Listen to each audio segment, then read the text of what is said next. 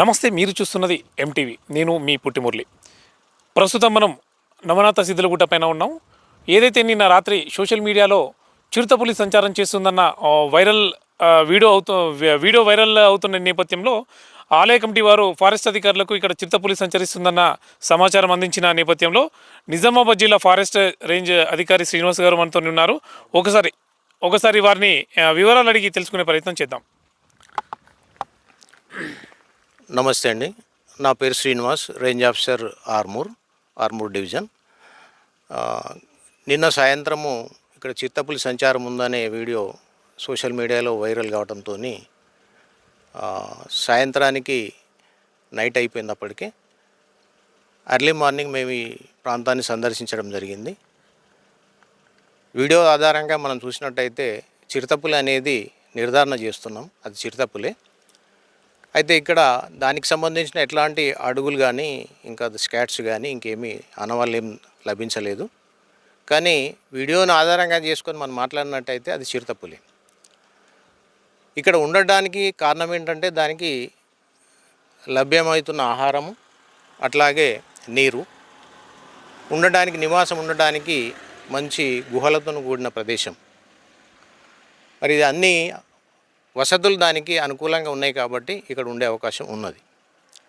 ఇక్కడ ఉన్నది అని నిర్ధారించడానికి మేము రెండు ట్రాప్ కెమెరాస్ కూడా తీసుకురావడం జరిగింది. అది ఎక్కడైతే ఎక్కువగా సంచారం చేయగలదో ఆ ఏరియాస్లో నీటి లభ్యం ఉన్న దగ్గర, ఆహార లభ్యత ఉన్న దగ్గర రెండు చోట్ల కూడా ట్రాప్ కెమెరాస్ మేము ఫిక్స్ చేయటం జరుగుతుంది. ట్రాప్ కెమెరాలో అది ఉన్నది అని నిర్ధారించుకున్న తర్వాత దాని సమాచారం మటుకు ఈ విషయాన్ని పై అధికారులకు నివేదించి అధికారుల యొక్క ఇన్స్ట్రక్షన్స్ ప్రకారము మనము దాని తర్వాత యాక్షన్ తీసుకోవటము జరుగుతుంది. ఈ సందర్భంగా ఈ ఆర్మూరు పట్టణ ప్రజలకు, అట్లాగే నవనాథ సిద్ధలగుట్ట దర్శించే దేవాలయాలను దర్శించే భక్తులకి విన్నపం చేసేది ఏంటంటే, సింగిల్గా అంటే ఒక్కరుగా రాకుండా కొంత గుంపుగా వచ్చినట్టయితే జాగ్రత్తగా ఉన్నట్టుగా అవుతుంది. అట్లాగే అడవి జంతువుకి మరి ఏమి తెలియదు కాబట్టి అది తనకు తానే ఏమి హాని మానవులపై తలపెట్టదు కాబట్టి మనమే జాగ్రత్తగా ఉండి దానికి ఎలాంటి హాని తలపెట్టకుండా మనం చూసుకున్నట్టయితే బాగుంటుందని చెప్పేసి ఈ సందర్భంగా ఈ ఏరియా ప్రజలకు మేము విన్నపం చేస్తున్నాం.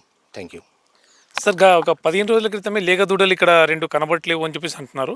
అంటే ఇది ఇక్కడ 15 రోజుల క్రితమే స్థావరం ఏర్పాటు చేసింది అని చెప్పేసి అనుకోవచ్చా? లేగదూడ కనపడలేదు అంటే అది వివిధ కారణాల వల్ల కనపడకుండా పోవచ్చు. ఒకవేళ చిరుతపులి దాడి చేసి లేగదూడ కనపడలేదు అంటే అది 15 రోజుల ముందు నుంచి ఉన్నట్టే. కానీ లేగదూడ తప్పిపోయింది అనే విషయం చెప్తున్నారు, కానీ అది చిరుతపులి తీసుకుపోయిందా అని, చిరుతపులి దాడిలో చనిపోయిందా అనే విషయాన్ని నిర్ధారించలేకపోతున్నాం. ఏ ప్రాంతం నుంచి ఇక్కడికి వచ్చేది స్థావరం ఏర్పాటు చేసింది? ఇక్కడ నియరెస్ట్ అడవి ఏముందంటే ఒక 5-6 కిలోమీటర్ల దూరంలో మామిడిపల్లి అడవి ఇక్కడ ఉంది. గుత్ప దాకా కూడా మామిడిపల్లి శివారు ఉంటుంది, అడవి శివారు ఉంటుంది. అక్కన చిరుతపుళ్ళు నివాసం ఉంటున్నాయి. మరి చిరుతపులి నివాసం ఉంటున్న సమయం అక్కడి నుంచి ఒక రోజులో ఒక నైట్లో ఒక 25-30 కిలోమీటర్లది ప్రయాణం చేస్తూ ఉంటుంది, ఆహారం గురించి కానీ నీటి గురించి కానీ. మరి ఎండాకాలం విషయం కాబట్టి అడవిలో నీరు దొరకని పరిస్థితులలో నీ వెతుక్కుంటూ అది ప్రదేశానికి వచ్చి ఉంటుందేమో అనుకుంటున్నాను. ఆహారం గురించి కానీ నీటి గురించి కానీ అది తిరుగుతుంటాయి. అంటే నియరెస్ట్ ప్రాంతం మనకు అడవి ప్రాంతం మామిడిపల్లి ప్రాంతం ఉంది కాబట్టి అక్కడి నుంచి వచ్చే అవకాశం ఉంది. వచ్చి ఇక్కడ ఉంటుందా లేదా అనే దాన్ని బట్టి ఎట్లా నిర్ధారిస్తామంటే, ఇక్కడ ఆహారం మంచిగా అనువుగా ఉన్నది, మంచిగా దానికి దొరుకుతుంది, ఈజీగా ఆహారం లభ్యమవుతుంది, నీరు లభ్యమవుతున్నప్పుడు కొన్ని రోజులు ఇక్కడ ఉండే అవకాశం ఉన్నది.